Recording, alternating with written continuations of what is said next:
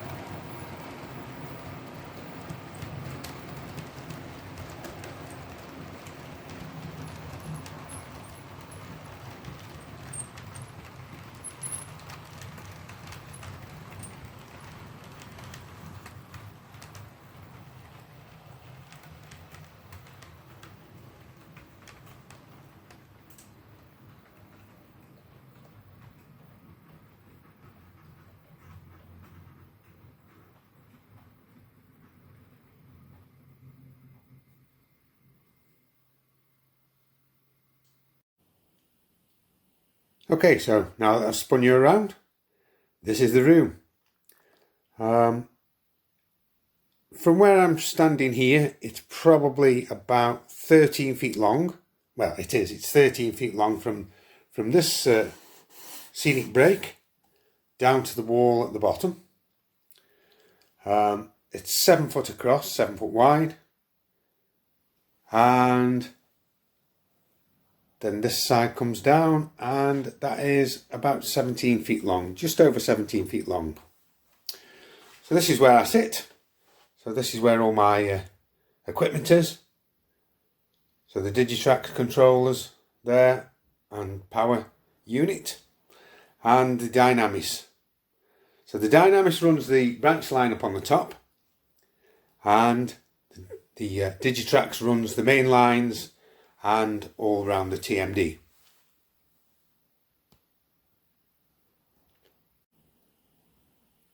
So the reason I have two controllers is that basically I wanted two completely independent layouts. So I've got the branch line up on the top, as you can see, and then underneath is the main line. And there are a few reasons why I wanted to do this. Number one, I can run two trains up on the top line, get them running, and if anything happens to those trains, if they short out, they're only shorting out the branch line, and the same with the main line. So the main line and the branch line both completely separate. The other reason is that when I have two certain young gentlemen visit, they can both have a controller. So they can both control trains and they can both run whatever trains they want on whichever line they want. And then there's no arguing. So that is the reason I've got two completely independent layouts.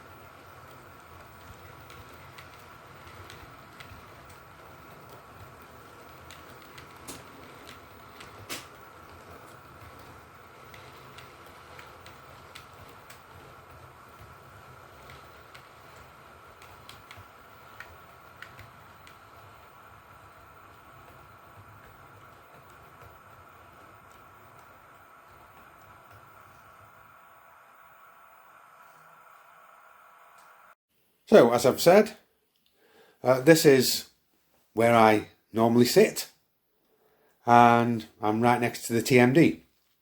Hence, at the moment, the TMD hasn't got any point motors on there. I can just sit here and change all the points very easily. As for the main layout, well, they're all on point motors.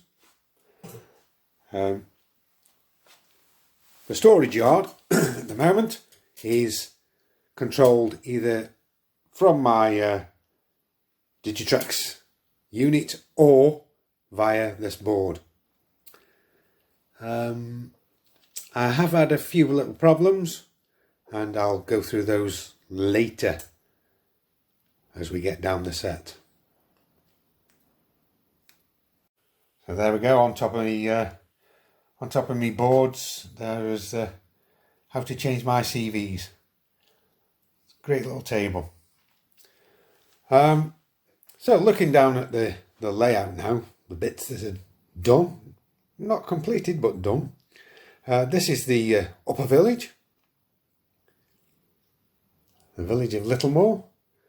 The school there above the tunnel, and then running into the station, and then the farm is right down at the bottom along with the woodland, and then the main station for the town is on the left hand side. The town is in the raised area, and over the bridge and back here.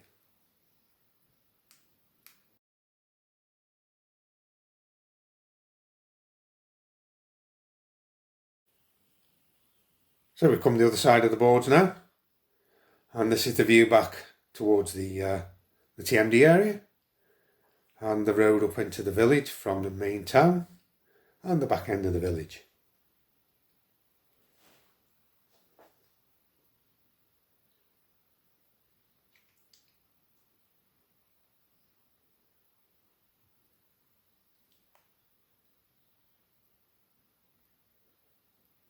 This is Littlemore Station on the branch line. Sorry if there's any wobbling, but you are on handheld at the moment. And then the farm is over here in the corner alongside the forestry area, and that is the subject of further development.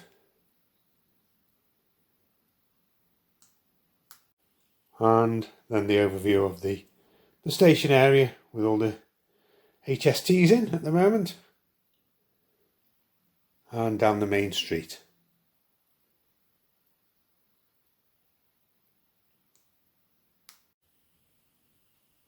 So that's basically a very quick overview of the layout as it stands at the moment.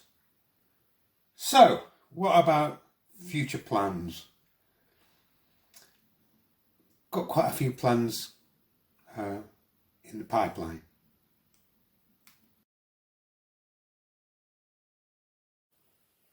So I have mentioned this before on other videos, that I was going to sort of plan extending the boards out in front of the station area. So there's the station. So I was going to just go out in front with a small board that was going to fold down. However, having thought about it, I've decided to go the whole hog and block the whole of the gap up. Now, I don't know whether this board is going to hinge down or whether it was going to be removable. At the moment, I'm sort of bordering on removing it. So if I have to come underneath and do any work down in the centre of the layout, then I can just move them out.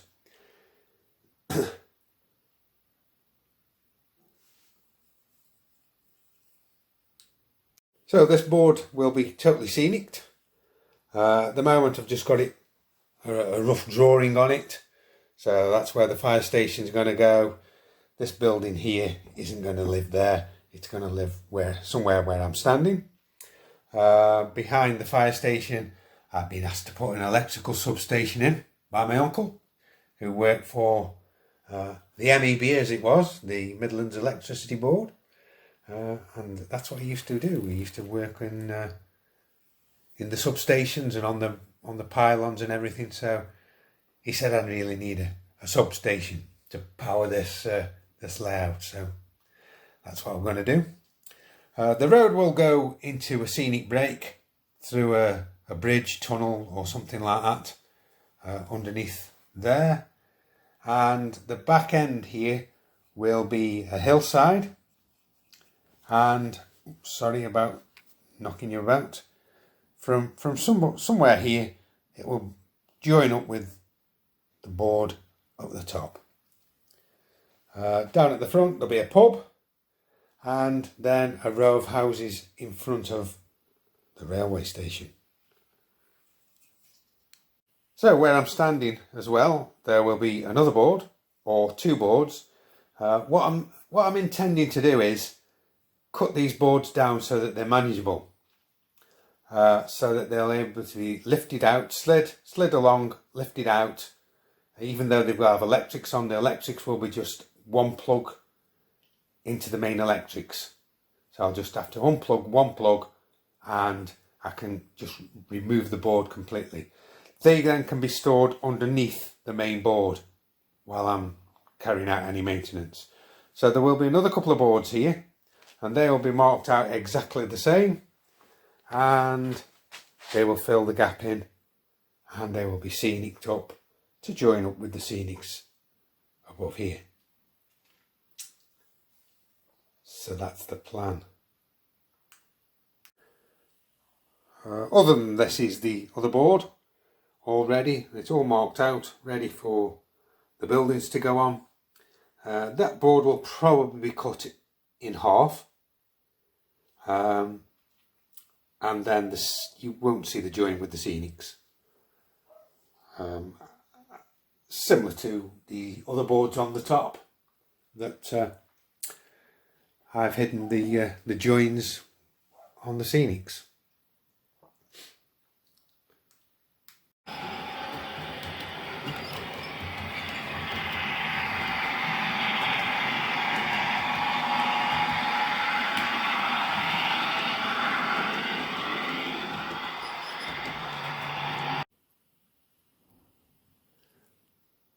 I mentioned right at the beginning of this video that I was having a few little problems, and the main problems are under here in the storage yard. The storage lines at the front here, absolutely no problem at all. I can get to them. I've had no issues with them at all. Trains run through very nicely, as they do on all the tracks.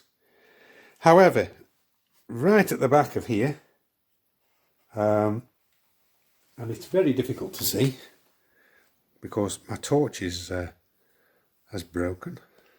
Well, I've run out of battery. I'm having problems with a couple of the point motors and the points that just decide on their own, for some reason, to turn over. Which is fine. While I'm sitting up at the other end, I can see which points, I know which points are turning over, and they just turn over, and I can turn them back. However, what happens is a train goes over, and as the carriages are going over the top, they decide to turn over. So I've now got a train going down two tracks, which is a derailment. So it's really bugging me. The other thing is, because I've made it so narrow, I find it difficult to get my arm right over to the back and do anything.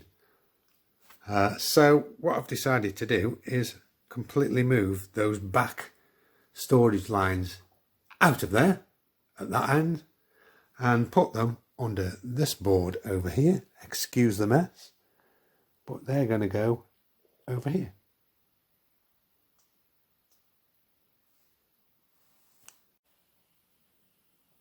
So from just underneath the the forestry area here. All this comes out, don't forget. I will be removing the track that runs underneath the back, underneath 5 lines all the way along, and then lowering that track, those boards, by 4 inches.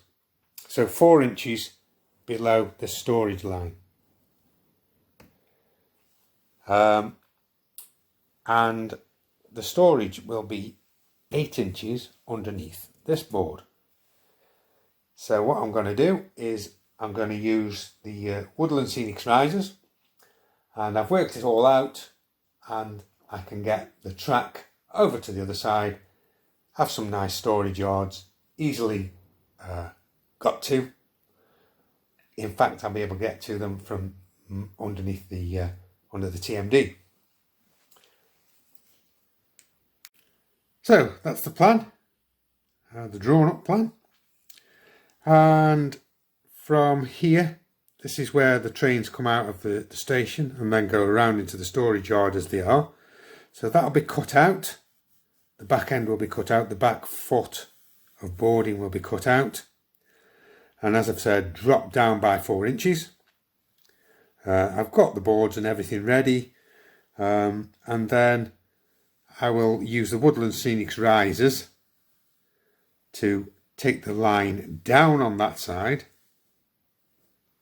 and then down on that side, so they go around, so opposite ways. That one will carry on all the way around, as you can see, into like a sort of an elite helix, but it's not a helix really, and then into the storage yards, which will be right at the front of the boards, and then back out and round on the risers and all the way back around and back to the front again. So the 2 lines that support the back lines of the station, that's how the plan hopefully is going to happen. It'll all be done on 2% risers, apart from one little bit that will be 3% riser, and hopefully the trains will pull up there. I'm sure they'll pull up a 2% riser without any problems at all. So that's the plan. New arrivals on the layout. The first one is this Virgin Trains DVT that I picked up for quite a reasonable price. Thanks to Rachel from Mini Wisterson Junction. Who got it for me, basically. So thanks very much, Rachel. And it does have lights. At the moment I've disabled them because Hornby for some reason had wired the lights up to the wheels, and with great big blobs of solder on the wheels, so the thing wouldn't run over any of the points. So every point it went over, it just derailed. So at the moment I've cleaned the wheels off, and what I'm hoping to do is get it so that the lights can be worked through DCC. So that's going to be a little project for me. But I'm quite happy with what I've got. It's virtually never been on a layout, you could see. So it is second hand, but it was in great condition. The other thing is I bought a couple more coaches. So these are Virgin Mark II red and black coaches to go with the rig that I've already got. And it's my train set, and I can run them with whatever I want anyway. Rule 1, as we all know. So, but I've got these two coaches that I picked up for £18 from Hatton's.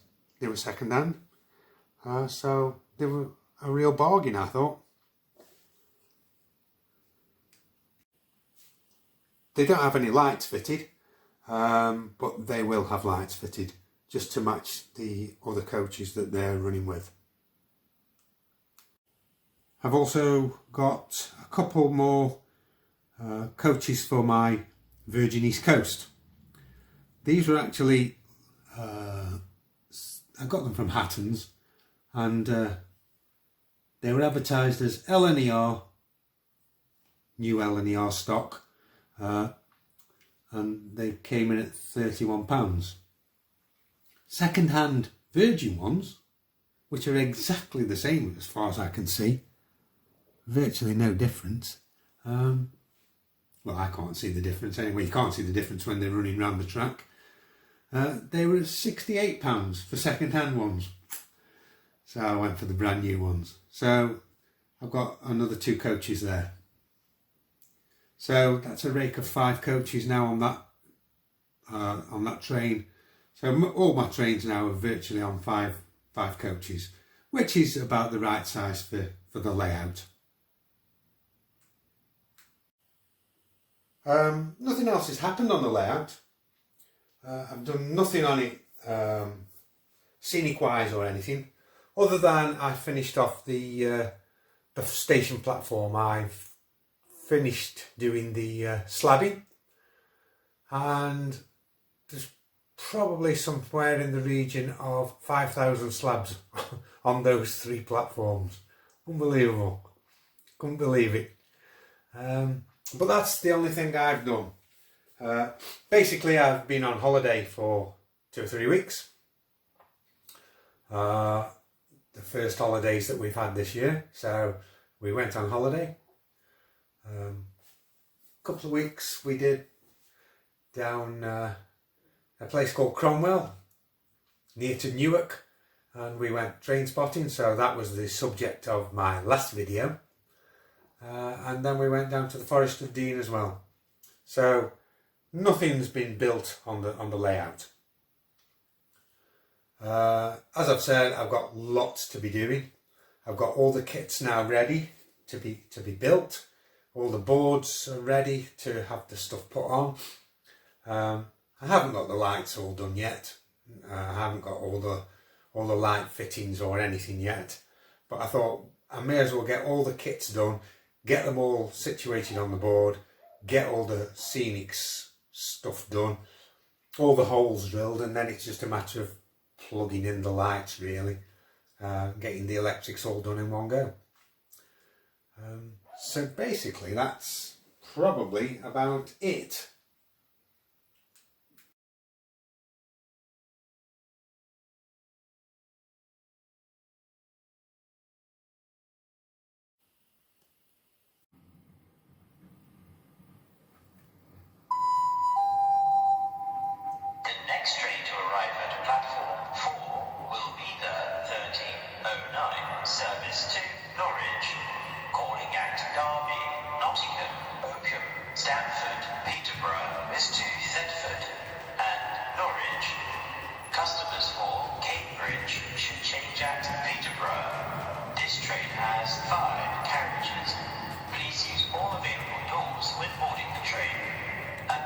Service of hot and cold snacks is available on the train.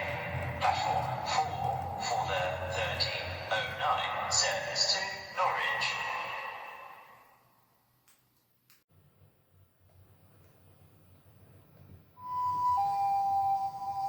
The next train to arrive at platform 2 will be the 1520 cross-country service to Exeter St David's, calling at Stoke-on-Trent, Stafford, Birmingham New Street, Birmingham International, Bristol Temple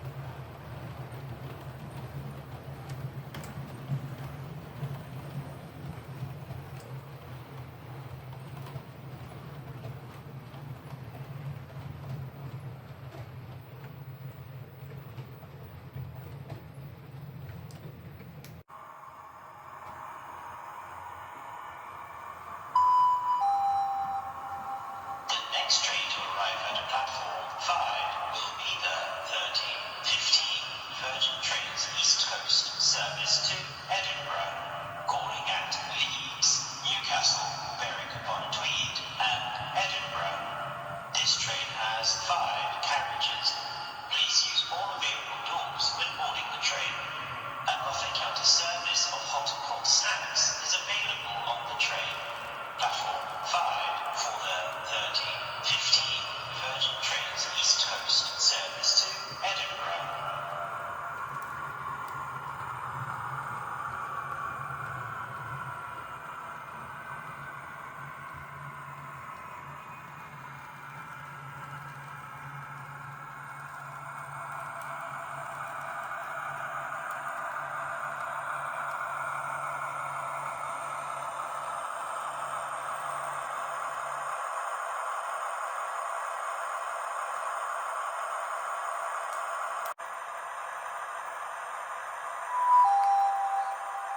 The next train to arrive at platform 2 will be the 09:25 cross-country service to Southampton Central, calling at Stafford, Wolverhampton, Birmingham New Street, Birmingham International, Banbury, Oxford, Reading, Southampton Airport Parkway, and Southampton Central.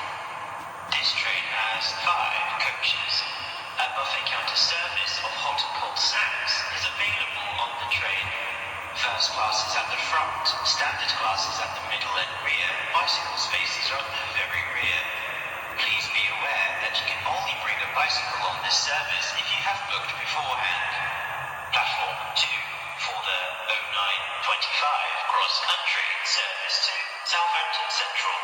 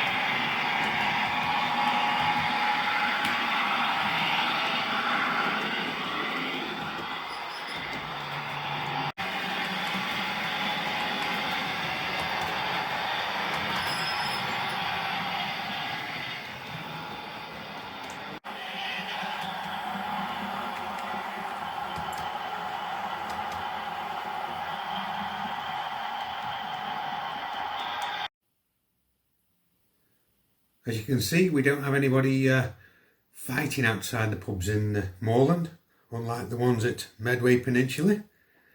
So Phil the Fist isn't welcome up here. We'd rather make love and be friendly in the Peak District.